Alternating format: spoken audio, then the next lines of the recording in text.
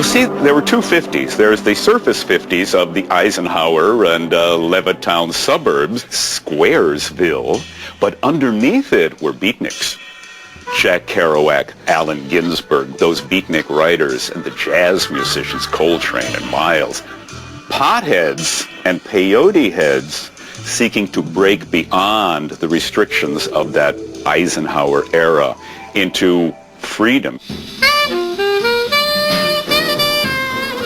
One of the things that Kerouac, Burroughs, and Ginsberg were finding in drugs was something that was completely revolutionary to them. And that was how the experience of certain substances like marijuana and amphetamines could bring you more into the experience of the moment. They were trying to live exactly the way the jazz musicians were blowing. Charlie Parker would get really high and then just go crazy, with the horn. Miles Davis later, all of these guys were heavy users. But the whole idea of how creativity was fueled, if you look at the beats, it changed the way they play with language. We were an extension of the beatniks. These were our mentors. And the bridge, at least for me, and a lot of people, was folk music. From the great Atlantic Ocean to the wide Pacific shore. Folk music introduced a lot of us to authentic music and authentic voices, and it led you off the beaten path. Certainly when folk music was coming into fruition, so was marijuana. It was just something that freed up the senses.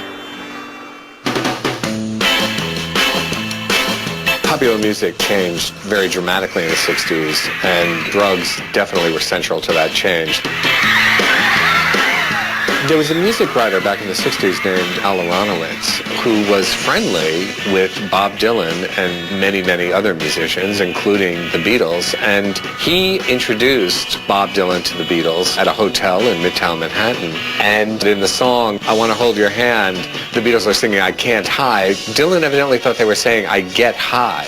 So he shows up at their hotel room with marijuana, and they all smoke it. Well, Ringo started laughing. He just started laughing. He looked so funny. We all started laughing at the way he was laughing. And then we took turns laughing at everybody the way they were laughing. It just kept going around and around. I can't remember much else of the conversation. This single experience would have worldwide repercussions because he got them all stoned. They talk about it quite openly. From that moment on, they were confirmed potheads. I mean, they were stoned for the whole experience of Beatlemania. What the acid tests was the first multimedia mass acid experience.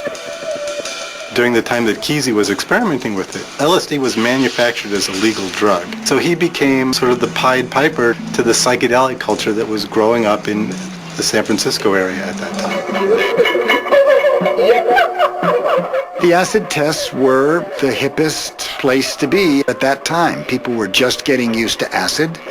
They were light projections, and they were music, and they were people basically manifesting themselves, going dressed according to their own fantasies. And acid was the kind of lubricant that made it possible.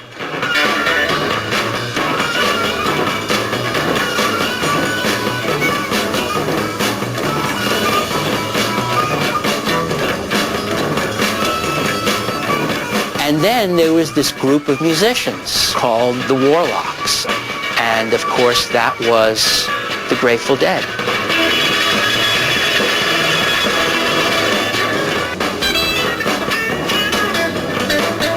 The nice thing about the acid test was that we could play or not. And a lot of times we would get we'd be too high really to play. And we'd play for maybe a minute. That's what we do. And then we'd lose it, Kesey and the Pranksters really created the blueprint of the psychedelic counter. We just wanted to change the frame of reference to say, it's free, it's yours. What are you going to do with it? We were trying to take people to re-look at their life without their personal history. You know, Dylan named it in Like a Rolling Stone. How does it feel to be on your own, like a complete unknown with no direction home, like a rolling stone? Everybody knew what he meant. Ginsberg and all those kind of guys, in and out, I mean, the whole scene was alive. I mean, the things that happened in our house, there was endless numbers of things. Looking for a house one time, and my realtor, who was related to somebody in the dead, invited me to this party, and she said, but don't come unless you're willing to be dosed. And it's like the acid and the squirt guns, the people who could like hit your Dixie cup from 20 feet, you know. It's an art form. This is the house of a popular local band which plays hard rock music. They call themselves the Grateful Dead. What we're thinking about is a peaceful planet. We're not thinking about anything else. We're not thinking about any kind of power. We're not thinking about any of those kind of struggles. We're not thinking about revolution or war or any of that. That's not what we want. Nobody wants to get hurt. Nobody wants to hurt anybody.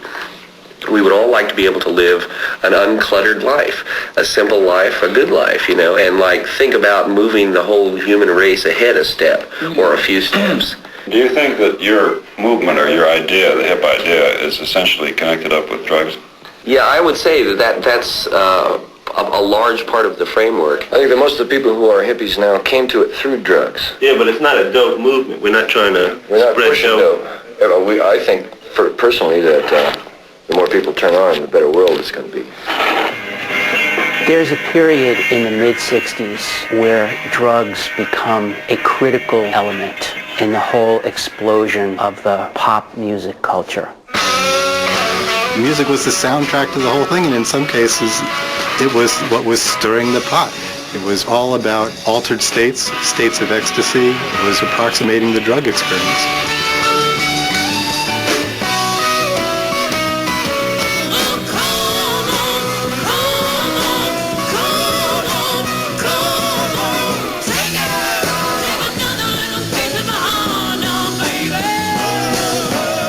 The San Francisco sound was basically the music that was produced by guys who had a lot of time and a lot of drugs and were trying to recreate their experiences in music. Country Joe, the Quicksilver Messenger Service, the Grateful Dead, the Ace of Cups, which was an all-girl band, Big Brother and the Holding Company, and Janis.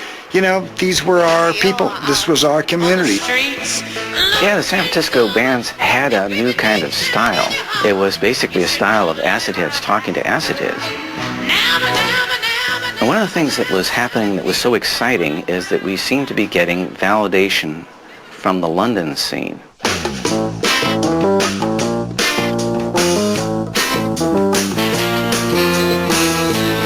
There was a kind of an international rock and roll psychedelic community. And then we started getting direct confirmation from the Beatles, which first we scarcely dared imagine. The Beatles were the most famous celebrities in the world, and they were doing the same stuff we were. And Owsley, of course, says he gave them some of his acid. Paul, how often have you taken LSD? Well, 4 times. And where did you get it from? Oh, you know, I mean, if I was to say where I got it from, you know, it's illegal and everything. It's silly to say that, so I'd rather not say that. By that time, they were stars, they had access to the media, and they became the expression of the counterculture to the mainstream. 1, 2, 3, ah! People assumed, of course, that a song like Lucy in the Sky with Diamonds had to do with LSD because of images like tangerine trees and marmalade skies. Lennon denied that Lucy in the Sky with Diamonds was specifically about LSD, but nobody believed him. Lucy in the sky with diamonds. Lucy in the sky with diamonds.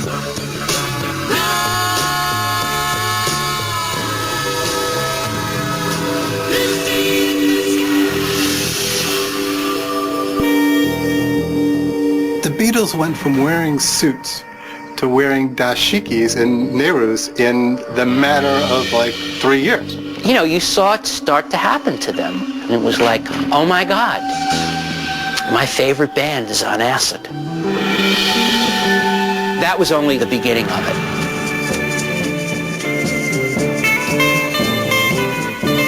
Monterey embodies what passes in California for tradition. So when the citizens learned Monterey was to be the scene of the first annual International Pop Festival, they were somewhat less than overjoyed. Police are worried about the use of marijuana and LSD. The performers are some of the biggest names in pop music today. And to those in their 40s and 50s who fondly remember Benny Goodman and Tommy Dorsey, the names may sound bizarre. There's Big Brother and the Holding Company, Jimi Hendrix, Country Joe and the Fish, Quicksilver Messenger Service, and the Grateful Dead. June of 1967, Sgt. Pepper has been released. It's playing from every window, and the entire music industry is gathering for this event, the International Monterey Pop Festival. All of the musicians from all over the world came. No one refused. And it was the first international platform for a lot of the San Francisco groups, and everyone was stoned out of their minds, and it was just a crazy event. Everyone is converging in this one place. It becomes the nexus of this whole movement that's been building for the last 2 years. And Owsley shows up, and he has concocted a batch of acid specially for this event called Monterey Purple, and he's passing it out to everyone, and everyone is getting psychedelic.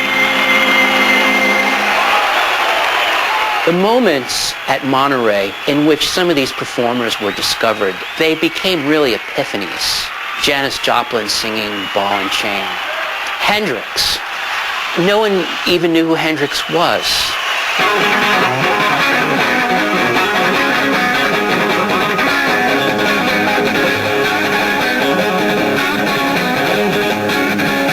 Highly psychic, being in that same state.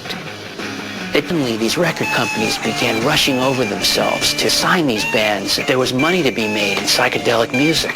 And all of these groups got record deals as a result of that event. There was a kind of sense that musicians had become the new leaders, people who were in touch with something, and they were putting out maps of how to live and what was possible, maps of possibility. You know, what's the next stage of the journey? There was this feeling for a while, like everything is possible. And I think that pop musicians in today's generation are in a fantastic position. They could rule the world, man. Music is the whole thing, man. It's an expression of the younger generation. Music is only the beginning. By 1967, psychedelic drugs are shaping American popular culture. And the bigger it gets, the more it starts making people nervous. To the Americans of traditional values, this looked like nothing less than the end of civilization as they knew it. The next critical factor is the role that pop music begins to play in all of this.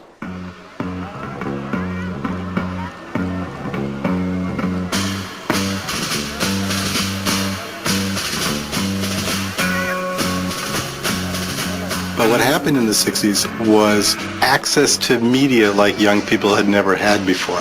And part of that was music. And so the messages in the music, many of them were subtly or not so subtly about drugs.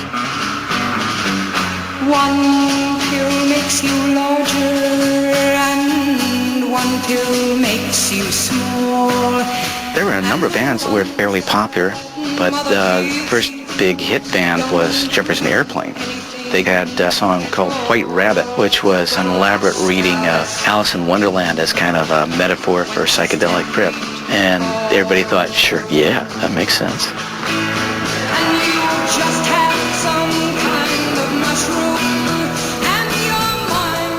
You listen to a song like White Rabbit, and Grace singing Feed Your Head. To anyone who had a clue of what was going on, it was a clarion call.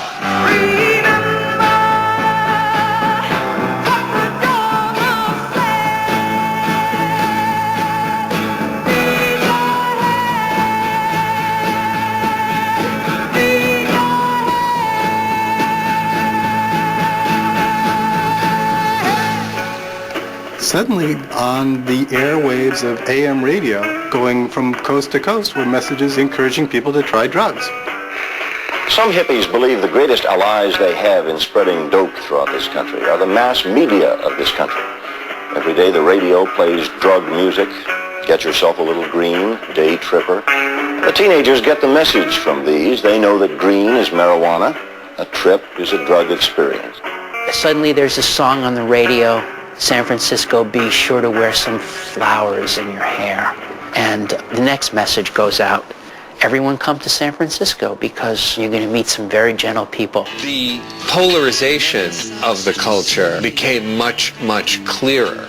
And when somebody like Paul McCartney, starts talking publicly about taking LSD, musicians start getting arrested. I was asked whether I had or not.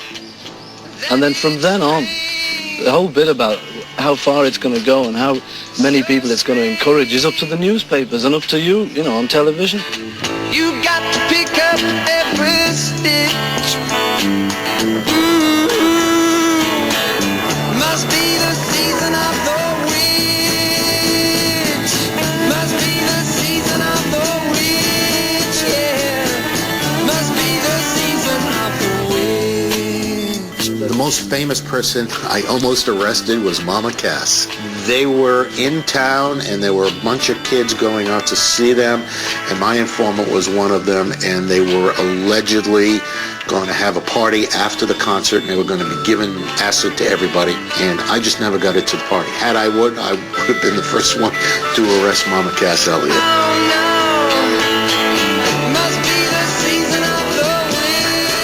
I think what they're worried about is an entire alternative set of values that is being offered that negates most of their set of values. I'm talking about the power structure here.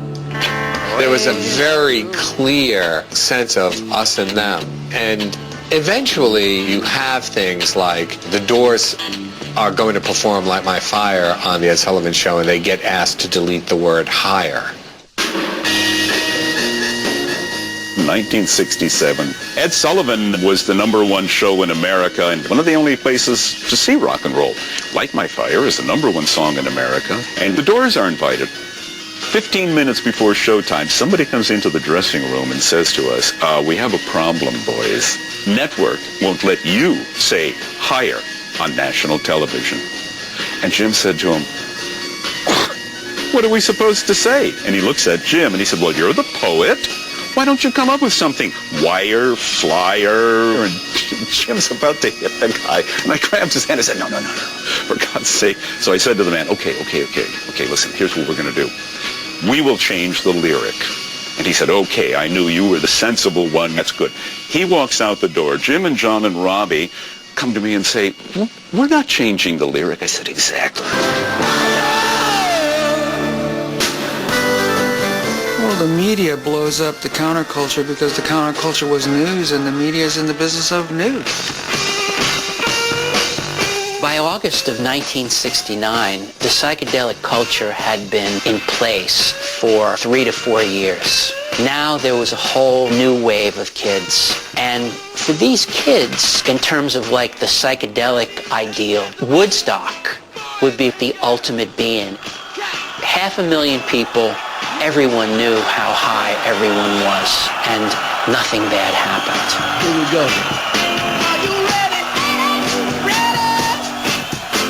Marijuana, LSD, and heroin were sold and taken openly at the festival, but police made no arrests. It was believed that a large percentage of the audience had taken some kind of drug. In terms of the public mind, it was still a story about marijuana and psychedelics. And at Woodstock, the message was, not only is it fine, but it works.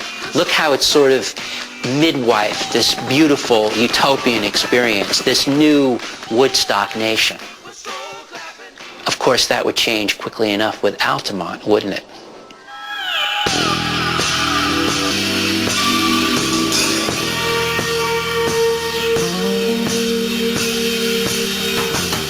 Altamont is a free concert given as a response to Woodstock in Northern California.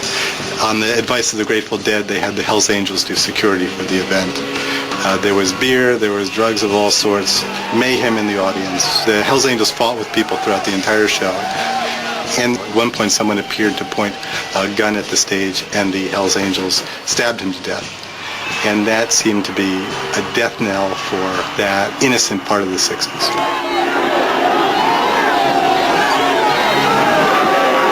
And sisters, come on now. That means everybody just blew out.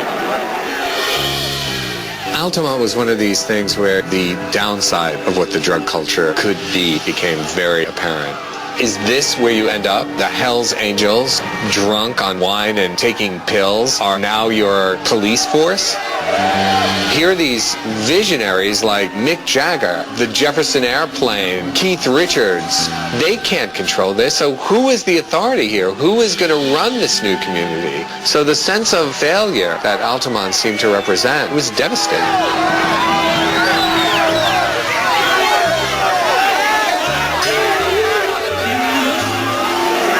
Here's what happens in the 60s. The whole thing falls apart when Manson enters the scene. So when did the 60s end? Well, you have Woodstock, Altamont, the Manson murders, and then you have the deaths of Janis Joplin, Jimi Hendrix, and Jim Morrison. All at the age of 27, as if they're all on the same lethal timetable. These people who had stood for opening up the soul and consciousness of the age, they were suddenly gone. Bye, bye, bye, baby, bye-bye. I may be seeing you around. There was this great slogan in the 60s, it was like better living through chemistry. The metaphors abound for how to get your consciousness into new terrain, and one of the simplest ways of doing it is to take a drug, but one of the simplest ways to keep it from happening is to go on taking that drug over and over again. This is a question of amount, it's a question of degree. Too much is too much. Obviously, when you heard about famous people, celebrities succumbing to drug use and dying as a result of it, that was a wake-up call for everybody. But if you look at really where those people were at, it was alcohol and hard drugs.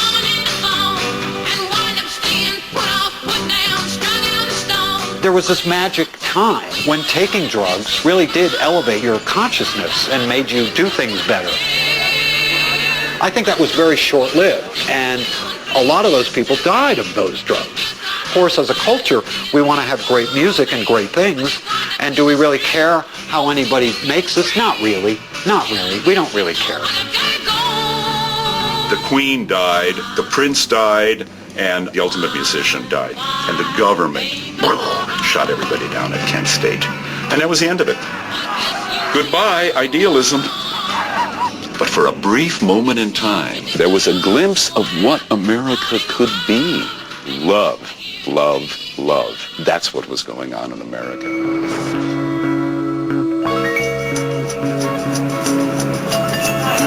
Ladies and gentlemen, Rolling Stones. I think there was a huge explosion of the rock hero. Maybe drugs kept him going all night long, and it certainly created the backstage culture that we know as rock and roll. When you tell people you're in the rock and roll business, hey, that's an excuse for any type of behavior on earth.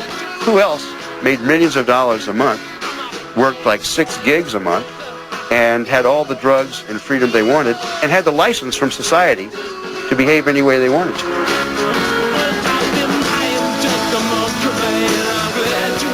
You went to the Rainbow back in the late 60s, early 70s. You know, you could see Led Zeppelin there, and they might be doing lines on the table, and they might be getting under the table. Did you go to Bangkok? Yeah, I've been there before. And did you? It's fairly obvious who did what. We know Keith Richards became a prodigious junkie. We know that Lou Reed sang songs about speed and heroin that were anthemic. You like singing about drugs. Is this because you like taking drugs yourself? Oh, no, because I don't take any. No drugs at all? Mm-mm. And yet you sing about them. I'm high on life. You want people to take drugs themselves. Is this perhaps why you sing about drugs? Oh, yeah, I want them to take drugs. When I took dope, I wasn't trying to expand my mind. I was just a drug addict. You know, there's no mind expansion going on. It's just out-and-out drug addict. I got addicted, and the culture really transformed in very scary ways. So there was a sense in which the bill is coming due now, and it seemed a high price to pay for wisdom, You know, Keith, there's in England kind of an underground top 10 about people that are expected to die soon. I'm on this. Hey, you're taking the #1 position in that. Great, How okay, about I'll that? let you know. Lou Reed is on the 2nd place. He's very proud of No, I it. think you can beat me, actually. Well, I'm a child of the 70s, and it is hard to imagine anyone growing up in that era who did not get stoned, eat tremendous amounts of ice cream, and listen to Pink Floyd's Dark Side of the Moon.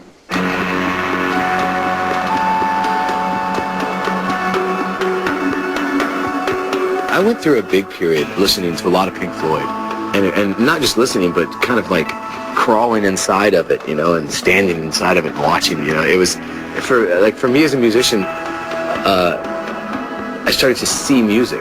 Laserium, where it's live laser light shows. Pink Floyd's Dark Side of the Moon. Taking away the moments that make up the dull day. In the 70s, the stoners had their own culture. They could go to a Pink Floyd light show and blow their minds. And then they had Cheech and Chong, their own comedians. I'd say there was as much dope in the music business as there is in virtually any other business now. There's no sort of underground movement of people taking dope, you know. The most extraordinary straight people are taking dope, including cocaine. Everyone was out of their mind. There was this kind of era of good feelings. The end of the threat of being drafted made for a kind of crazy time. And disco and cocaine, to me, seemed to go together perfectly. It is the ultimate ego drug. That first line of cocaine made you feel like God for about 15 or 20 minutes. Oh, you're not shaved? There's no way in a million years you're going to get in. It doesn't matter if you're not shaved. Listen, just go home.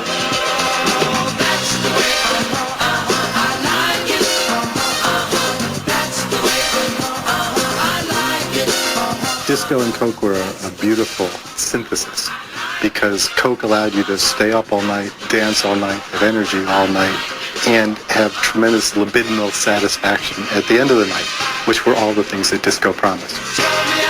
Cocaine was very me decade. You know, there was that sense of, this isn't about us, this is about me, and maybe a little bit about you tonight. I went to Studio 54, Erotic Studio 54. The whole mixture of male, female, transsexual, gorgeous, gorgeous girls and boys. And, of course, you know, cocaine on the balcony all night long. Movie stars, fashion divas, great athletes, jet setters, politicians, you name it, they were there. To me, it always looked like something right out of pagan Rome. People would be blown away on cocaine. You know, sex going on everywhere, behind the drapes, in the balcony, in the unisexual bathrooms.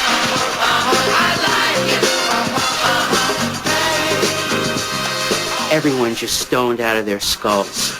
It's difficult to know what it is exactly that attracts people here. All that one can be absolutely sure of is that it isn't the conversation.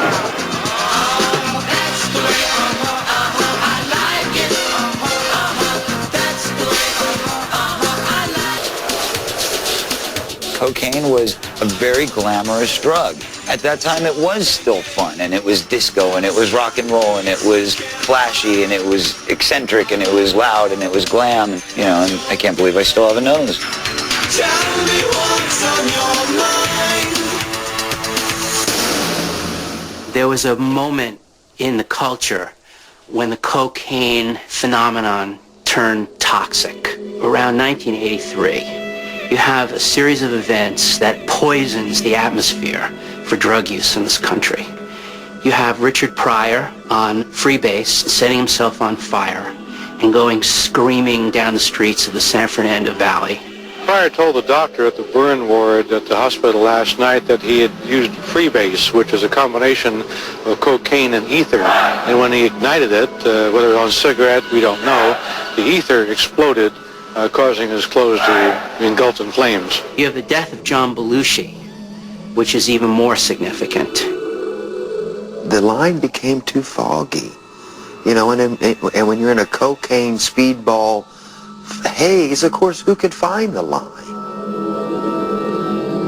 Particularly after John died, a lot of celebrities looked at themselves and cut back. When 20 million Americans were doing cocaine and it was starting to get toxic, it was only a matter of time before people in the drug culture started addressing it. Bass. One of the first statements was made by the hip-hop community in the song White Lines. Vision, dreams of passion flowing through our mind. And all the while I think of you. The thing about Melly Mel was that he was talking some real in his songs, you know. The more I see, the more I do. A lot of people took it like a party song, but he was mainly trying to educate people like this out there that's killing your brains. They painted such a vivid picture of what it is, what it does. It's intoxicating and addictive. My white lines go a long way, either up your nose or through your vein, with nothing to gain except killing your brain. Free! Well, legend has it, and I definitely know that to be a fact because he verified it, was that as Melly Mel was making White Lines, he was doing lines as he was doing his lyrics. Get higher, baby. Get higher, baby. Get higher, baby. And don't ever come down. Free, baby. That's hip-hop for you. Hip-hop is contradictory, you know. Don't do it. Do it. Don't do it! And once the word got out that crack was really killing the community, rap as a whole decided, you know what? We got to stop crack. Here it is! Bam! And you say, damn, this is a dope jam. But let's define the term called dope, and you think it ain't funky now, no? Public Enemy were doing the same conscious rap as Melly Mel and Grandmaster Flash and the Furious 5 and all those guys were. Only it was, you know, a more modern approach to what hip-hop had turned into. Talk about Public Enemy made music that actually went along with the energy of crack. We tried to show some of the downsides of crack. Well, that's what Night of the Living Bassheads did when we make it. Yeah, boy! Yo, bust the move! In today's edition of PETV News, we'll explore the devastating effects drugs are having on our society in what is now termed the Basshead Syndrome. Night of the Living Bassheads is one of the greatest hip-hop videos of all time. In the never-ending search for the Bassheads, we've come to a new hiding place. Yeah, that's right, Wall Street. The part that I played was this roving reporter for PETV, and I bust into a corporate room where all of these executives were doing cocaine. I did an organization which was an offshoot of Just Say No, which was called Hollywood Kids Say No to Drugs. I remember a very prophetic moment. We were up at this thing called Country Fest. It was in front of 40,000 people, and I'm presenting the mayor with this jacket, Just Say No to Drugs. And sure enough, like as soon as we were done with the event, we went back to the car, smoked some weed, and went on some rides at the fair.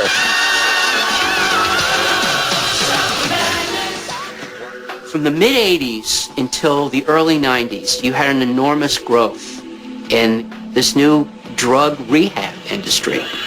But it was keyed by the fact that there was a whole generation of rock stars, of celebrities, who are now visibly in trouble with drugs. David Crosby was arrested for drug and gun possession in Dallas.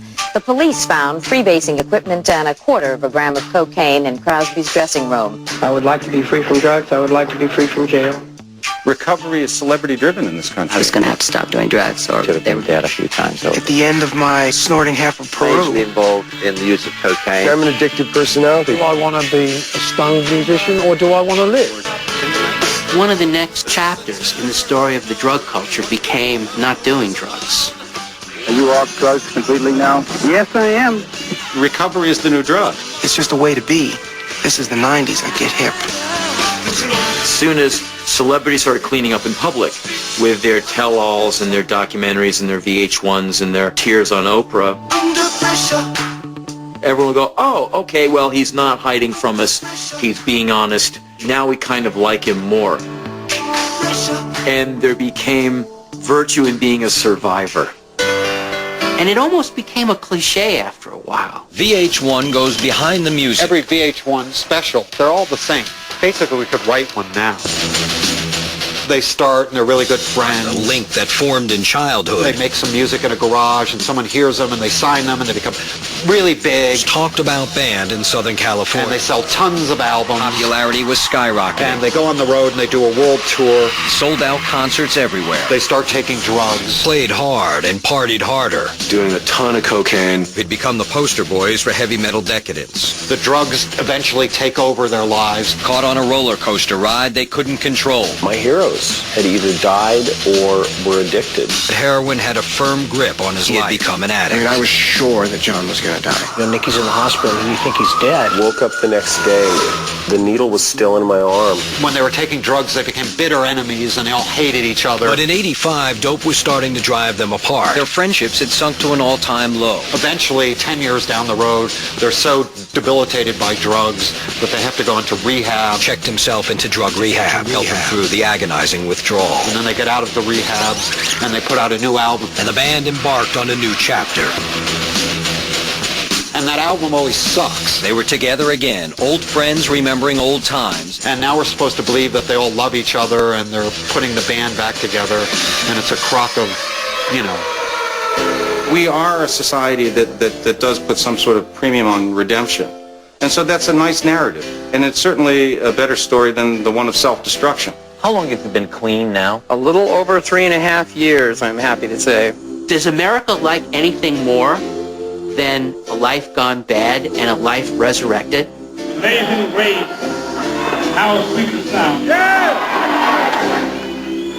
Save the wretch like me. This morning, the Drug Enforcement Administration is announcing its intention to place the drug known as MDMA, or by the street name ecstasy, under emergency controls in Schedule 1. Once ecstasy became illegal, then the rave scene started, which were these sort of underground, large gatherings of people who would be dancing to electronic music and taking ecstasy. Just what is it that you want to do? Well, we want to be free. We want to be free to do what we want to do. And we want to get loaded. And we want to have a good time.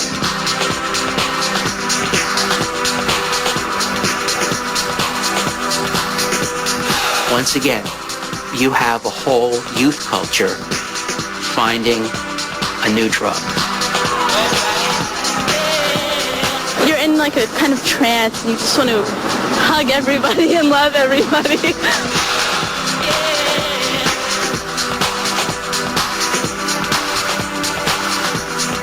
It's ping pong back and forth from the United States to England, then back to the United States, then over to England. It seems that every generation is consigned to go off and make the same mistakes as the one previously did, albeit perhaps with a different drug. Closer to 2000 and beyond, we're seeing more and more people with chronic methamphetamine abuse and all the problems that go along with that. People can make it themselves.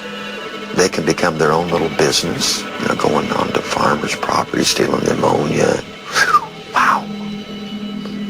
It's some lifestyle, man. You can spot these people a mile away. You can sure see a meth user. Do these people remember speed in the 1960s? Speed kills being scrawled on the walls of the Haight-Ashbury? The 60s generation had its speed epidemic. No one seems to remember it, though. We more or less operate in a state of cultural amnesia about drugs in general.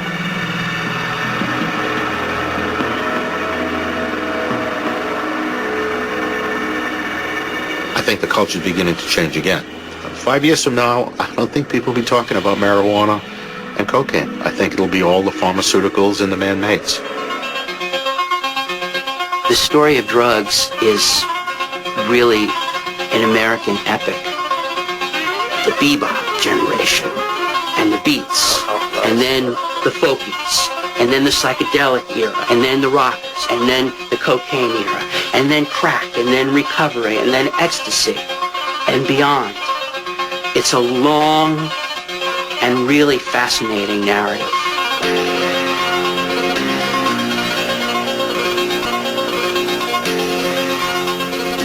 I think there was a magical time when experimenting with drugs worked out okay. Paul, how often have you taken LSD? 4 times. 1, 2, 3, That's why it's hard to say to a kid, don't take drugs. Because, for a little while, it might work and they might actually do something interesting. But they also could die. Everybody knows people that you just have that feeling that they're not going to be 70 years old ever. Not everybody makes it.